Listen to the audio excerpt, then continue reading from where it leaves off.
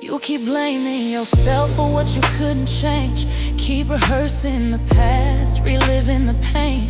But healing don't come from holding on tight. Sometimes strength is knowing when to surrender the fight. It's okay to fall, it's okay to rest. It's okay to say, Lord, I did my best. Now watch how He moves when you step aside. Sometimes your silence gives Him room to provide.